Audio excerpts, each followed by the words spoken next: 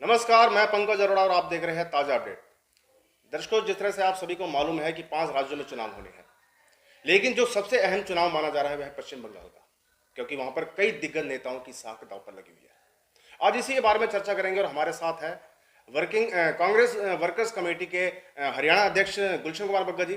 बग्गा जी, क्या कहना चाहेंगे कि जिस तरह से टीएमसी और आप, हालांकि आपके जो कांग्रेस नेता है अधीर रंजन चौधरी ने बोला कि ममता नौटंकी करी, हालांकि चुनाव आयोग ने भी ये साबित कर दिया है कि किसी वजह से चोट नहीं लगी थी, ये अपने आप ही नेचुरल चोट है। क्या कहना चाहेंगे इसके बारे में? मैं एक बात आपकी छोटी सी काटना चाहूँगा। जी। इलेक्शन कमीशन ने जी ये कह दिया है और उन्होंने अफसरों को भी ये इंस्ट्रक्शंस दी हैं जी कि उस समय जब ये ममता थी तो इसकी सिक्योरिटी वगैरह क्यों नहीं दी गई। जी तो सवाल तो उन्होंने उठा ही दिया जी इलेक्शन कमीशन ने। जी तो इसका मतलब ये है कि ये कोई नोटंकी नहीं है, जी। कोई ऐसी बात नहीं है, वाकई में ये लगाया। एक ही दिन में प्लास्टर काट दिया गया था, दूसरे दिन बैंडेज लगा दिया गया। नहीं, बैंडेज तो लगा। अब ऐसा है, ये तो डॉक्टरों के हिसाब से होता है जी, हम इसमें जी। मेडिकल हेल्थ तो ऐसा अनुभवी भी डॉक्टर जो एक दिन के अंदर ये देखिए, अब इस वक्त जो है ये सारा जो पश्चिम बंगाल जी। की जो गवर्नमेंट है जी वो सेंट्रल गवर्नमेंट के अंडर है, जी क्योंकि गवर्नर चला रहे हैं इस वक्त और जी। कमीशन इलेक्शन कमीशन के उस पे चल रही है। जी। अभी जो डीजीपी भी चेंज हुआ है इलेक्शन कमीशन के कहने से ही चेंज हाँ, कई वहाँ पर जो ऐसा वो नहीं है कि सिक्योरिटी के भाई चेंज वो कर दिए पुराने उन्होंने। जो जितने ऑफिसर्स थे वो सब उनको हटा दिया है। जी। तो आज सिर्फ मोहरा है ममता बनर्जी, जी। सामने ममता बनर्जी है क्योंकि वो जी। चीफ मिनिस्टर रह चुकी है, लेकिन पूरी सरकार जो है केंद्र के अंडर में चल रही है। तो कांग्रेस कहाँ है इसके अंदर?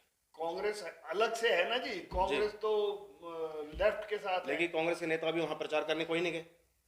नहीं, वो कांग्रेस का और लेफ्ट का गठबंधन है, गठबंधन है, वो ठीक उनके साथ है। जो अच्छा। भी जितने भी सीटें नहीं, चले हैं, लेफ्ट के साथ गठबंधन है, लेकिन यहाँ से कोई चेहरा ऐसा गया नहीं वहां पर कोई प्रचार के नहीं लिए। नहीं जा रहे हैं ना, उनकी ड्यूटी लगा दी है, जी। ड्यूटी लगा दी गई है। जी। अब जिस समय जहाँ जरूरत होगी वही जी। तभी तो जाएंगे, तभी तो लगाएंगे वहाँ पे। लेकिन स्टार प्रचारकों में जो बड़े दिग्गज नेता है आपके कपिल सिब्बल है और उनको नजरअंदाज कर दिया है। क्या चक्कर? गुलाम नबी आजाद है, आनंद शर्मा जी है। देखिए ऐसा है, नजरअंदाज उन्होंने खुद अपने आप को ऐसी मीटिंग्स वगैरह की हैं जी जिसमें एग्जैक्टली तो मतलब ओपनली तो उन्होंने कुछ नहीं कहा जी लेकिन अंदर खाने वो पार्टी के जी। विरुद्ध काम कर रहे हैं। जी तो जब पार्टी के कोई विरुद्ध अंदर खाने कर रहा हो जी। तो उनको कैसे उनके ऊपर विश्वास नहीं, किया अंदरूनी जाए? कलह तो वहाँ- काफी टाइम से चल रहा है इनका कांग्रेस में। नहीं, अंदरूनी कलह तो देखिए, पार्टी बड़ी पार्टी है जी। तो कहीं ना कहीं आपस में जो है बात कहीं किसी जगह जी। पे आदमी का नहीं भी मिल पाता जी। कि भाई उनके विचार नहीं मिल रहे हैं जी। किसी कारणवश, कोई विचारों में जी। कमी नहीं, पेशी आ कारण रही ये है। भी हो सकता है जो पार्टी में कमजोर नेतृत्व है, एक तो चुनाव में लगातार मिल रही हार भी हो सकती है। कमजोर नेतृत्व तो नहीं है, नेतृत्व तो सही है जी। लेकिन क्या होता है कई बार जो है किसी चीज को लेकर अगर आप एक ही कोई भी जी। बात है, अगर एक बात को आप बार बार कहेंगे वो चाहे झूठ भी हो जी। तो उसको लोग सच मानने लगते हैं। जी। तो ये बातें ऐसी हो रही हैं कि उन नेतृत्व को कमजोर बताया जा रहा है, लेकिन ऐसी जी। कोई बात है नहीं। नेतृत्व हमारा मजबूत है जी। और पीछे सबसे ज्यादा समय जी। सोनिया गांधी जी ही अध्यक्ष रही हैं।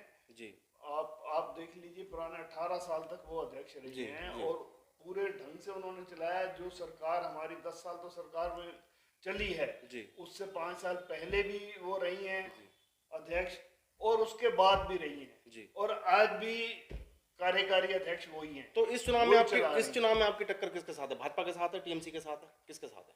नहीं, हमारी तो, हम तो उनके साथ हैं जी। हमारी तो टक्कर, मैंने आपको शायद उस दिन भी बताया था जी। कि ये सरकार जो बनेगी ये मेजोरिटी नहीं आनी इनमें, अच्छा। त्रिशंकु सरकार त्रिकोण बनेगी। जी। कुछ सीटें ले जाएगी बीजेपी, कुछ ले जाएगी जी तृणमूल कांग्रेस जी। और कुछ बची हुई सीटें जो है, कुछ सीटों पे जो है कांग्रेस गठबंधन के लेकिन साथ आएगी। अमित शाह तो नारा दे रहे 200 पार इस बार। अमित शाह ने तो हरियाणा में भी कहा था 75 पार और 40 सीटें भी नहीं आई। 40 जी। सीटें आई हैं, बड़ी मुश्किल से सरकार बनानी उनको भारी पड़ गई थी। अगर जेजेपी नहीं बीच में कूदती जी। तो उनकी सरकार नहीं बन सकती थी। लेकिन कहा यह भी जा रहा है कि 70% वहां पर हिंदू है और 30% मोमडन है। तो इसमें टीएमसी को घाटा हो सकता है, क्योंकि अगर कांग्रेस भी लड़ रही है तो लेफ्ट के साथ जा सकते हैं। पहले से देखिए, पहले जो पोजीशन थी जी 200 से ज्यादा जी। सीटें आई थी, 210 या 211 सीटें आई जी। थी पहले। ये तो हम मान के चल रहे जी। हैं कि उतनी सीटें तो नहीं आ पाएंगी जी। तृणमूल कांग्रेस की, लेकिन फिर भी अच्छा प्रदर्शन कर रही है। तो एक बड़ा ये भी कारण माना जा रहा है कि जो पश्चिम बंगाल है वो गौ तस्करों का अड्डा बन गया। गौ तस्करी वहां से करके बंगाल भेजी जाती है, और एक लव जिहाद और लैंड जिहाद, ये खासा मुद्दा बताया जा रहा है इसके अंदर। देखिए, ये तो जैसे मर्जी आप किसी भी चीज जी। को लेकर चल दो, जी। तो वो मुद्दा कोई ऐसी बात नहीं है जो आप गौकशी वाली जी। बात कर रहे हैं।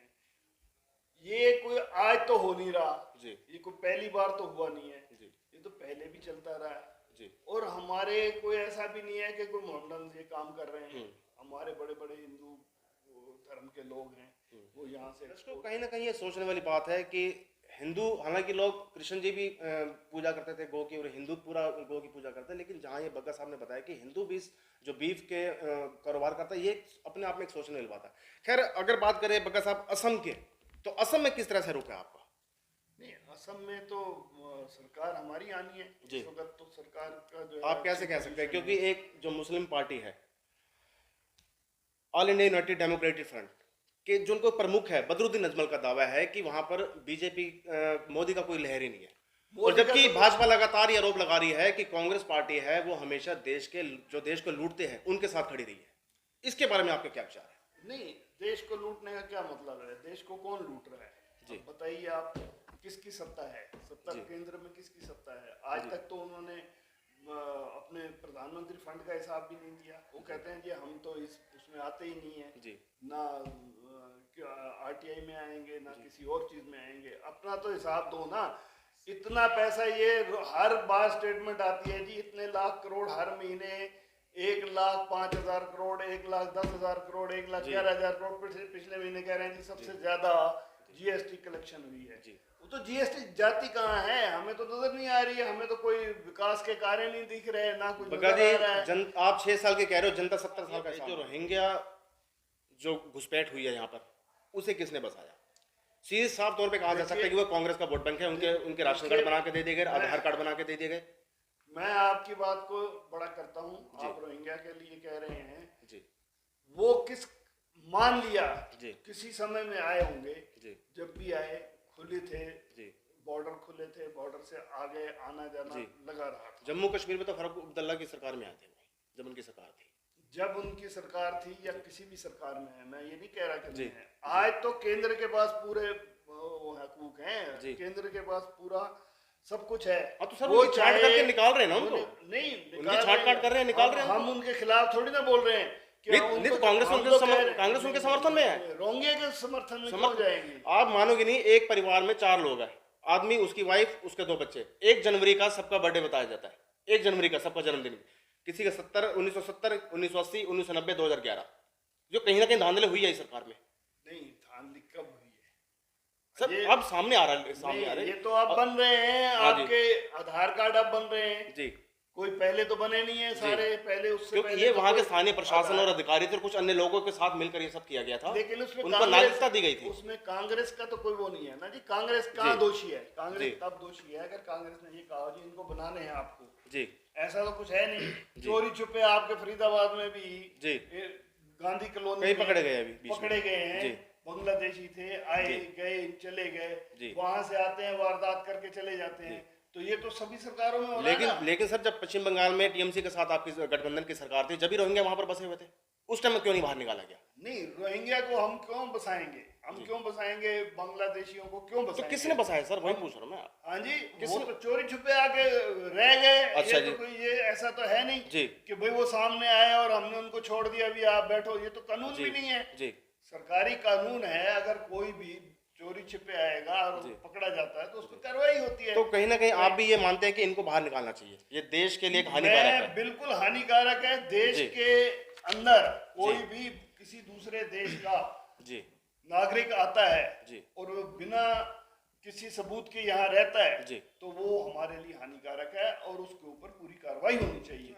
ये हमारा आगे की चर्चा के लिए हम बग्गा साहब को दोबारा आमंत्रित करेंगे कि नेक्स्ट टाइम किसी और पे मुद्दे पर चर्चा होगी। तब तक के लिए नमस्कार बग्गा साहब। आपका नमस्कार।